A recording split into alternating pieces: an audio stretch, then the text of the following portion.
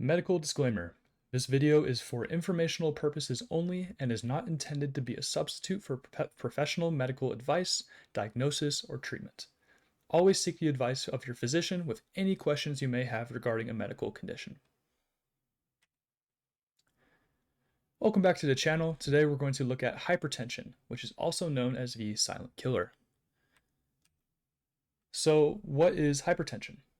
Hypertension is another way of describing high blood pressure, which is the force of blood on the artery walls. There are two types of hypertension. The first is called primary hypertension, which is the most common cause of high blood pressure in United States adults, and is usually related to lifestyle factors. The second type is called secondary hypertension, which is related to a variety of medical conditions or certain medications. There is never one clear-cut reason as to why primary hypertension happens, but there are several risk factors. Primary hypertension factors include unhealthy eating, lack of physical activity, and excessive consumption of alcohol. Secondary hypertension, on the other hand, is a little more clear-cut than the previous. It can be caused by non-steroidal anti-inflammatory drugs, or oral birth contraceptives, immunosuppressants, kidney disease, renal vascular failure, cocaine and amphetamine usage, tobacco usage, and so much more. High blood pressure has no symptoms, which makes it so dangerous, and is often referred to as the silent killer, because you don't know that you have it until it's too late. The only way to diagnose it is by taking someone's blood pressure. Blood pressure consists of two numbers. The top number is systolic blood pressure, which is when the heart contracts and pumps out blood. The bottom number is the diastolic blood pressure, which is when the heart is resting and filling up with blood between beats. Blood pressure is measured in millimeters of mercury, or mmHg. A normal blood pressure would be a systolic blood pressure of under 120 and a diastolic blood pressure of under 80. Elevated blood pressure has systolic blood pressure of anywhere between 120 and 129, and a diastolic blood pressure of less than 80 millimeters per mercury. Stage 1 hypertension has a top number of 130 to 139 millimeters of mercury, or a bottom number of 80 to 89 millimeters of mercury.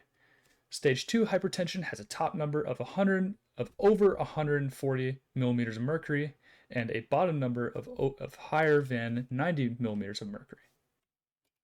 So, what makes hypertension so bad?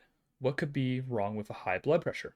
In the event of prolonged hypertension, the arterial walls become damaged or stiff. This causes heart muscle to thicken and the heart to enlarge in order to keep up.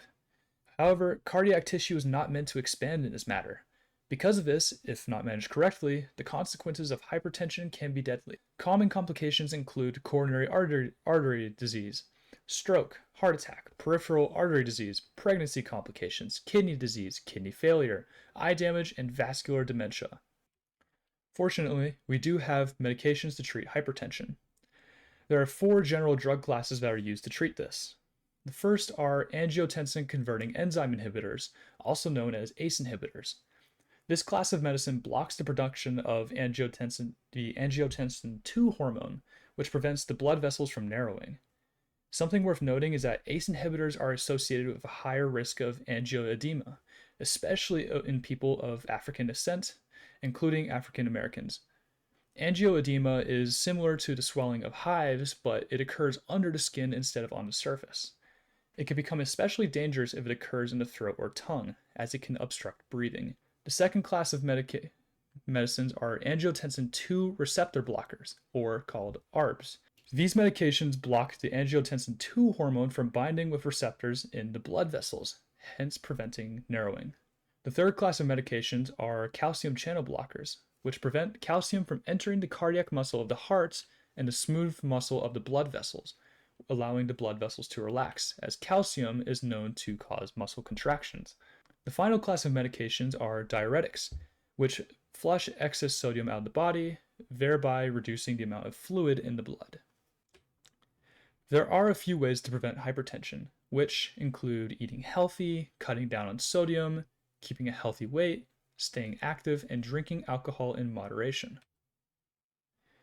Thanks for watching the video. Like and subscribe for more videos like this and other science-related content. I hope to see you next time. Bye for now.